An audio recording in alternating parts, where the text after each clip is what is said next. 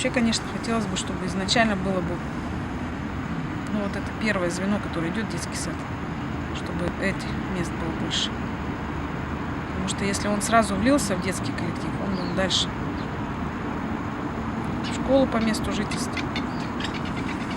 Вообще у нас в Бурятии туго с этим. В чем проблема, например? Любой вообще по закону ребенок с любой проблемой развития может учиться по месту жительства.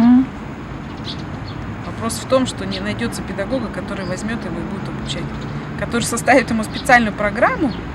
Пускай он даже не будет ходить в школу, он будет вот, ну, как бы учитель приходит, потому что дом по соседству находится. И вот учителю проблема составить вот эту программу развития. Они тоже не специалисты, да, в этом. Но я не знаю, от чего это зависит, конечно. Может быть, должен быть этот дух экспериментаторства или чего-то. Энтузиазм должен быть. Есть же такие единицы.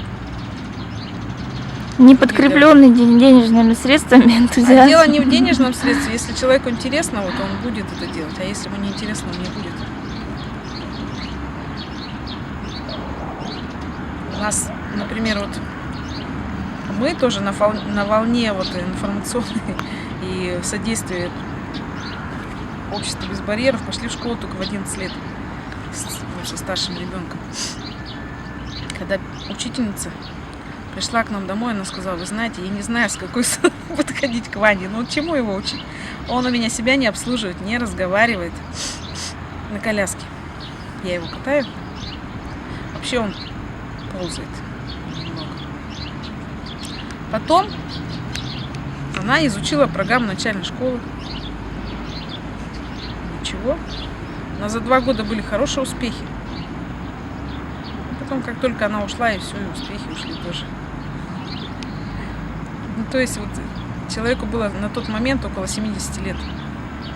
Она не сказала: да я старенькая, да мне ничего не надо. Она взяла и сделала, и все.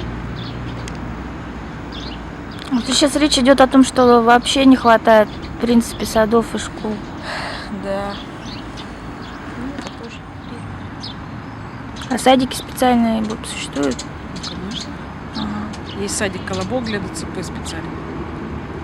Тоже в центре города находится. Там идет улица вдоль центрального рынка. Дальше за гостиными рядами сразу. Да? Наискосочек таких помещений находится. У них отдельный корпус деревянный сделан для детей ДЦП. Но вообще есть дети, которые ходят в здоровую группу, у которых не сильные ограничения.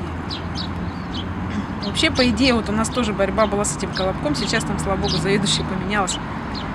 Возьмите ребенка ползающего. Он, глядя на других, быстрее начнет ходить. Нет. Ребенок, придя в детский сад, уже должен ходить на горшок, сам кушать, еще и ходить. Ну, то есть, чему он там еще должен научиться-то? Он уже и так всему научился. Ничем себя загружать не хотел. Логопед у них есть, массажист есть. И, по-моему, что комната физиолечения есть, да. Есть у нас специальная группа для детей с аутизмом, но там она всего одна. И вот она сейчас как запустилась, например, у них в следующем году выпуск, и до этого, пока они не выпустятся, новая группа не будет набираться. По зрению, по слуху, они, по-моему, при школах, те группы детские. Она идет как подготовительная, а потом они сразу идут в 1 класс. Вот еще есть у нас особенная такая школа социальной адаптации номер 60, вы ее знаете тоже? Нет. Байкал-банк на Советской есть, вот от него на уголок, наискосочек через перекресток, деревянная школа одноэтажная. Многие дети, которые, ну, например, заболевание почек, там, еще что-то, они просто учатся на дому, вот они, как правило, учатся в этой школе с другими заболеваниями. Раньше в этой школе были дети без задержки развития только. Сейчас и с задержкой развития тоже стали брать.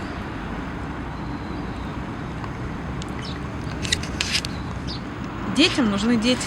Да. Вот я мамам всегда говорю, детям нужны дети. Ну, пускай мама такая ультраспециалист, она ему массаж делает, да, все там по часам, все как надо, но все равно ему нужны дети. когда он будет правильно развиваться, ну, как бы хотя бы развиваться, социализироваться. Пускай он не будет играть, пускай его будут толкать, пихать, но зато он будет ощущать себя частью коллектива. Сначала попихает, потолкает, а потом предложит ему лопатку, да, ведерко, а потом, глядишь, и по голове погладит, а потом, глядишь, и в щечку чмокнет. Они же дети такие интересные. Смотришь, вот 2 семьи у нас есть, они себя сватами называют, у них дети одного возраста. У нас вообще тенденция какая идет, что включать всю семью. Вот, например, одна из семей многодетной, там девочка старшая, ДЦП у нее, он немножко прихрамывает, а остальные 2 брата здоровые. Вот младший из братьев, он дружит с девочкой с ДЦП. Вот у нас получается такая своеобразная инклюзия, которую сейчас продвигает везде. То есть мальчик смотрит на девочку, видит, какие у нее трудности. Ну, что ей там руку надо подать, чтобы перешагнуть там или еще что-то. Она, кстати, девочка, это тоже при поддержке нашего всего коллектива родителей, на наших глазах, можно сказать, за последние 3 года уже встала на ноги, начала ходить. И когда мы с ней познакомились, она на коляске только ездила, ей было 4 годика. Маме все время подсказываешь, делай то, делай это. Но потом она уже сама понимает и втягивается, и все. Я говорю, вот. Приятно, что такой результат получился. Не у всех, конечно, но вот есть такая удача.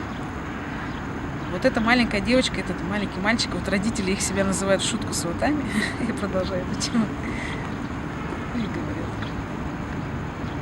вот ваш жених, вот ваша невеста. В шутку.